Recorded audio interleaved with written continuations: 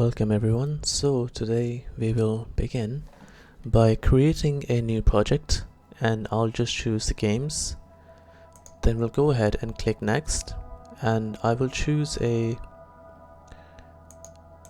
I'll just choose a blank template,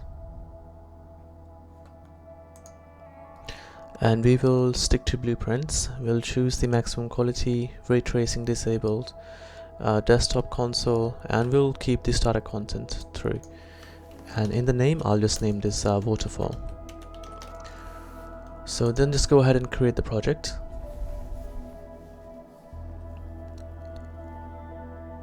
Now this is going to be a much more detailed tutorial. I did one about 2 years ago on Waterfall, but in the comments I was told there wasn't as details. So this is specifically on request of a patron. So to start with, inside here we will go ahead, right click and make a new folder, or just go add new folder. I'll name this main, and we'll double click and open this. Now inside here we'll make a few more subfolders. So the first one we will call this particles. Second one we can call this materials. And last one I can call this, if I go ahead and make a new one, I can call this sound. Now we'll double click and open the materials, and you can go ahead and download the texture that I will link in the description on this video. So just go ahead and find your texture and just double click to import that in here. Now with this texture, we'll move on to making our first main material. So right click on this texture and create material, and we'll call this m underscore, let's say waterfall main. Now double click and open this texture, and inside here, because we'll be using this inside a particle system, so we will right click and search for particle color. So the I think we'll just bring in, so if you hold M on your keyboard and left click twice here, then from the first node we'll connect that to A, and from our texture, the RGB value, we will connect that to B, and this we will connect to the base color and the emissive color. And we can select our main material in here, and we can go ahead and change this to translucent, just so we have access to the opacity. Now from the alpha of our texture, we'll connect this into B, and the alpha of our particle color, we will connect this into A. And the multiply can go into the opacity. So the texture that I have is a PNG texture, meaning it has a transparent background, and we should be able to see that in here in just a moment. Now if we look through this, once it loads, of course, we can see that we can kind of see through the texture, so it's not fully visible. And secondly, we'll make sure that this is two-sided, so when we look from either side, we want to be able to see the texture. Yeah, this is good. Now we go ahead, click apply, and then we will save.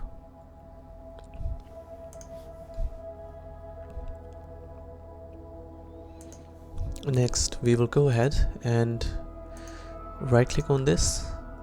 Let me just double check something. Actually, we can leave it like this, it's absolutely fine. So right click and we'll create a new material, and this we will call m underscore, let's call this waterfall, let's call this smoke. It's not really a smoke, but let's just call this smoke for now. I can't think of a better name. So we will go ahead inside here, and we can right click again, search for a particle color, and we'll connect the top into the base and into the emissive. I'll try and keep this as simple and easy as possible without adding too much more going on in here. We'll also make this two-sided and go ahead and choose translucent. Now we will right click here and search for a radial gradient exponential, and this we can actually go ahead and press M again, left click, connect this into let's see, so connect this into B, connect the alpha from the particle color into A, and then connect this into the opacity, and then hold S and left click. This will bring us a scalar parameter, and we'll just type density, and we can connect this into our density. This will allow us to, this will determine for us how much of the material actually shows up. So we'll set a default value to about 0.75 and just apply and save this.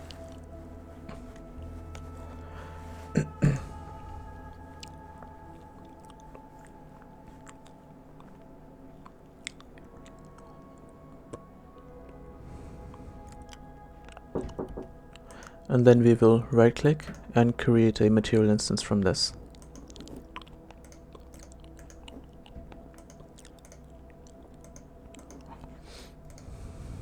Now we will head over to our main again, and we'll go into the particles. Now we'll start with the first particle system, so right click and do particle system. We can name this P for particles, and we'll call this waterfall. Now we shall double click and open this, and first thing we'll do is we'll right click on here and we'll choose the particle system or the type data to GPU sprites. In the required, we will go ahead and search for our m_waterfall main, and then in the spawn we will go ahead and we'll change the rate to, let's say we'll go ahead and do, so we'll use float uniform, and we'll say about, so somewhere between 10 and 25 I believe would be a good number down in this section.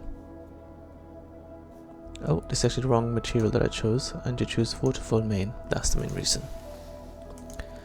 Now while this loads, we'll carry on with everything, so we'll go ahead into the lifetime, and I will choose a value of 3 in the minimum and 3 in the maximum. The initial size, we will start with about, let's say, I'll go with 200. Again, this all varies, so this is down to your scene and what the generic sizing in your scene is. So, and then in the initial velocity, so currently we have it going upwards in the z-axis, we don't want that at all. So let's say in the initial velocity, if we do -200, and then we will do -50 and -100. So what this will do now is, so right now obviously what will happen is, so it will start going down, so it will come down at a curve and then it should go all the way down. And then in the minimum, for the x, we will do -200. In the y, we'll do -50, just to match the other value. And in the z again, we will do -100, so all of it is actually coming down and not going up. Next we have is the color over life. I think this can be useful if you wanted to add some, say, some variation to the color, so it starts different and ends differently. For now we'll just leave it like this as it is. Next we will go here and we'll choose, we'll go to size, so right click size and size by life. Now this will allow us to basically, so if we just open all of these up, we'll go and we have 2 points already. So at a value of 0, we will have a size of, let's say, 0.5, 0.5 and 0.5. So now what we will notice is our initial start will be smaller, and when it goes up we want it to get bigger. And then at 1 we'll have a value of 2.0, 2.0 and 2.0. So it starts off fairly small, then it builds into something big. Next we will go ahead and we'll right click here and we'll go to acceleration and choose constant acceleration. And in this, just in the Z, we'll do -300, and that's it. Now it's starting to look more like slightly better than it was before. Now there's this bug where if you go too close or if you look at it from different angles, it tends to disappear. To fix this, we'll just click on bounce and we'll go ahead and set fixed bounce. And now within this scene, we should be able to see our our textures without having them fade away on us again and again. Now this is the initial one done. Now if we say wanted to add some more variation so it looks a bit more realistic, or if it goes to the side slightly, what we can do is we can go ahead and in our acceleration we can do, say, something like or in the velocity, so we can add more. So we can say, if we say -50 is the max, we can do 10 here, and this way you'll see that it's not going all in a same location, it's actually spreading out slightly. So by adjusting these values we can basically go ahead and do that. Or if we do, say, 50 here and maybe -50 here, now the water will start spreading out a lot more. So this is also down to what you decide to do with this. Now we'll right click on the actual emitter and then duplicate emitter. And this time in the required, we'll go ahead and select our Waterfall Smoke. So this is something that will follow along with the water, and it's basically going to just add a bit more to it.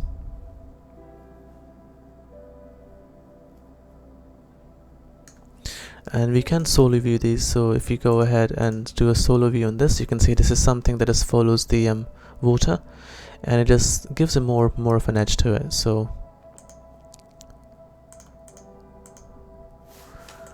that's it. Now we'll go ahead and save this, and we can actually go and just go ahead and drag this into our scene to see what it looks like. So this is the basic thing set up now. Now the next thing we will actually go ahead and do is, inside our content browser, in the starter content, we'll go ahead and choose particles, and we'll use the pre-made Steam particle system, and we'll duplicate this. I will name this p_waterfall smoke. So what we'll do is we'll use this to put this right at the bottom of this particle system. And show that when the water collides with the lake or the sea, there is smoke coming up. So I'm going to bring up my folders here and drag and drop this inside the main. So we'll just do move here, and then drag and drop this inside the particles. Just do move here, and we'll double click and open this. So currently the smoke isn't exactly as ideal for the waterfall, but we'll just go ahead and change a few things.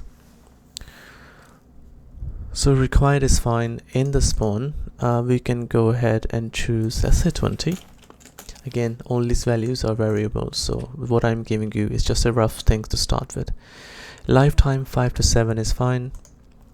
Initial size will do 300, and then 200, 0, -300, and -200. Initial velocity, we'll just use, in the Z we'll just do 1 and 1, and we'll change these values to 0 all the way. Acceleration, again, we'll just mess around with the Z axis, so we'll do 2 and 2, and we can change all the other values to 0, 0, 0, and 0.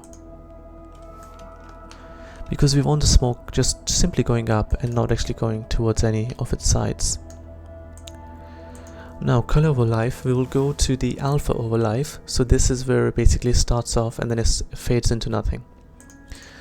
Now here we should, to start with, we should have 5 elements. So for the first one, I will leave it at 0 and 0. For 0.1, I will use 0.1 and 0.8. For 0.2, I'm going to use 0.3 and 0.7. For 0.3, I will use 0.7 and 0.1. And for 0.4, I will just use 1 and 0. So we'll leave this like this. The sub-image index is needed, so let's just check the values and see if we can perhaps adjust something. So we'll obviously using for a float constant curve, and in the in value, I'll choose a value of 0.1 and 0. And in for 1, I will use a value of, let's say, 1, and 63 should be fine. So now we'll go ahead and save this. And then in the initial rotation, we don't actually need this, so I'm going to go ahead and delete this module. Now size by life, we have 0 and 0.5 and 0.7 and 1, so that's fine. In the drag, 0.8 should be absolutely fine. Now I am going to go ahead and add a location, and we'll use initial location. Now this is something we can use to adjust. So if our water is coming down at a curve, let's say this way, now we can't have this smoke spawning down at 0, 0, 0, because this would mean when we put inside a blueprint together, the water is landing here but the smoke is down here. So we can obviously use these axes to adjust those. In the earlier template that I was actually working with, I had a value of 150 max x and minus 150. So this basically allows us to cover the full area where the water might be falling, but again it also depends on how wide your water actually is when it actually falls down. Yeah, and I think the rest seems just about fine. So now we'll just go ahead, right click here and do a new particle sprite emitter. In the required, we'll go ahead and choose our Waterfall Smoke instance, and we'll do the solo so we can only see this and not the other one. Now we'll go ahead and just here we'll in the spawn we can just choose one, we don't need as many of those. We'll add a new module, so one of these, sorry, and we'll go ahead and in the orientation, so right click, orientation, lock axis, and we'll lock this to the z axis. That's it. Now initial size, I'll choose a value of 50 and 50 and 0 and 50 and 50 and 0. Initial velocity, we will go ahead and do about 20 and 20, 0 and minus 20 and minus 20 and 0. Now color over life basically will allow us to have this faded out, so I'll actually add 3 to this. So first member we will do a value of 0 and 0. Second we'll do a value of 0.1 and 0.5, and I hope this will start to work. And in number 2 let's do 1 and 0. So now it starts and then it fades out into nothing. Next we shall go ahead and do a size by life. So we have two main arrays here. So the first one we will do, so starts off at 1 and then goes up to a size, let's say 10, 10 and 10.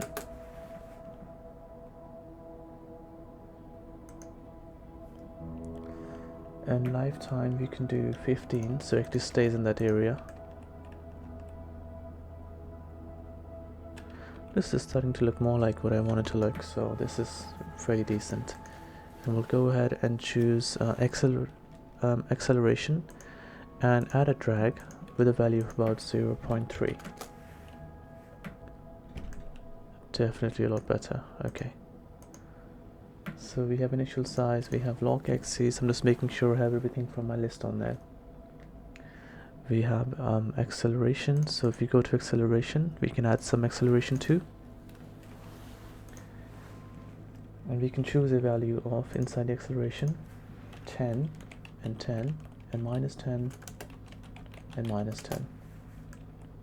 So it spreads out just a bit more. Now we save and we'll just do a test to see if it's actually working. Yeah, it seems to be working kinda okay. So we'll head back in. We will make sure that this is also enabled. We enable the smoke.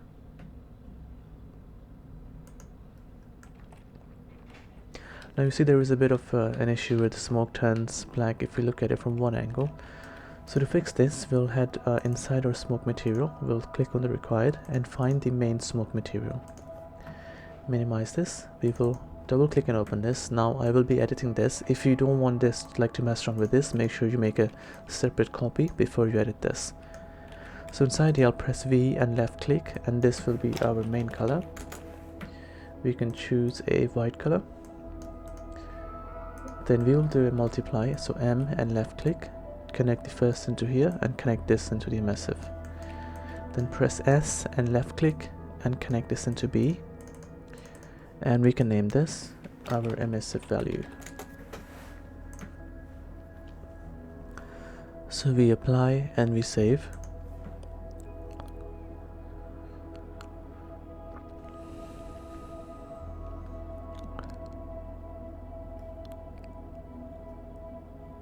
Then we close this and right click, create a material instance from this. Now inside this material instance we can choose our emissive value and we can turn this up to 1, say.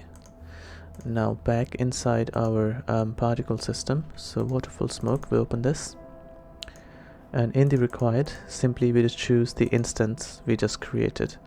And now if we go back and have a look, you can see our smoke doesn't have the black shadows anymore on its side.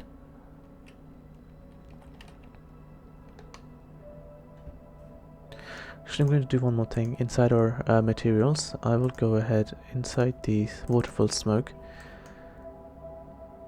and let's just see what we can do. Or inside the instance, we can do it from here. So we'll just turn this up to 1, so more of it is actually visible to us. And now as you can see, we have more of a foam forming at the bottom of this, spreading out from the initial location. So right click, new blueprint class, actor, BP_waterfall. We double click and open this, and inside our particles we drag in the waterfall onto the scene, and we drag in the smoke onto the default scene route. So we attach this so none of them are child to the other. Now we select our waterfall, we move this up just a bit more.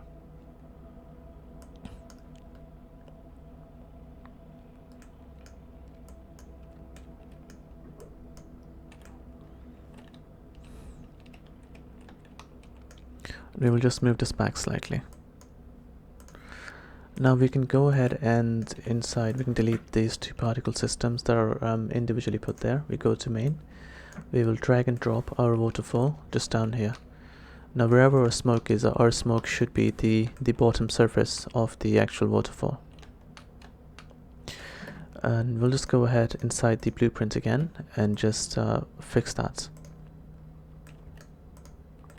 So we'll select our smoke, we'll put this around here so it matches the bottom of our waterfall.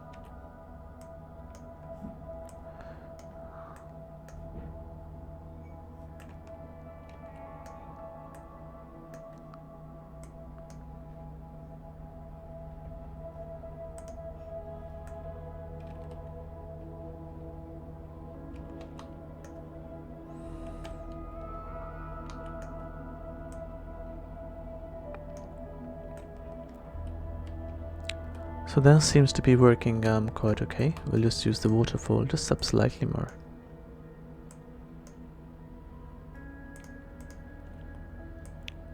I'm just going to increase the size of the smoke so basically covers the whole waterfall. Now we'll compile this and we will save this.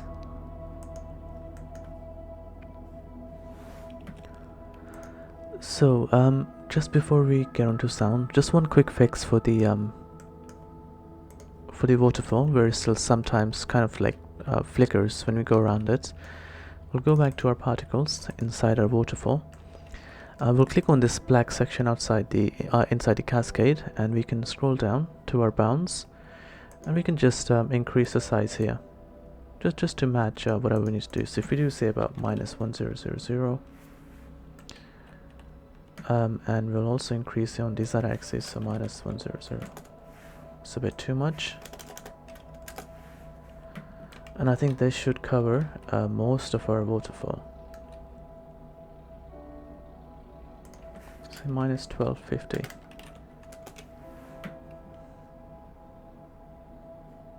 Yeah, and I think this should definitely be a lot better for us than the early one we had.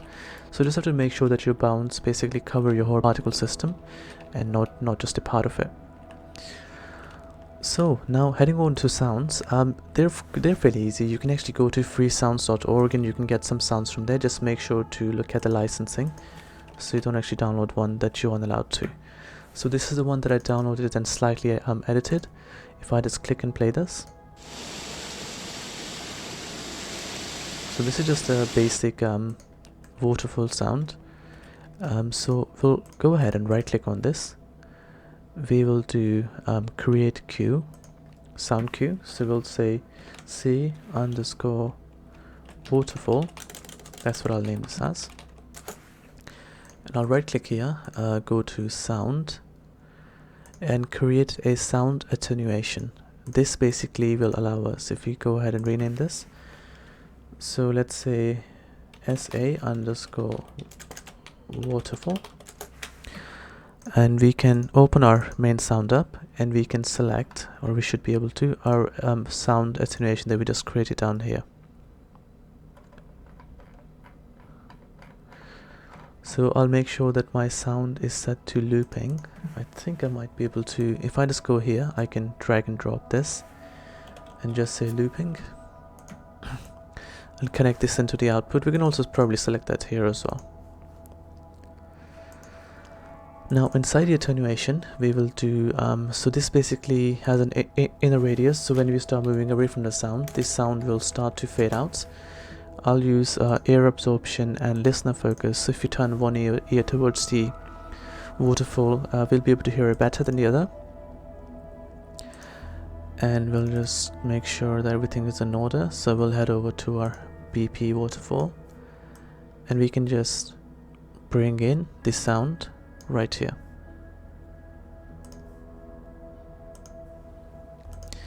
And in the event graph, we'll just say event begin play.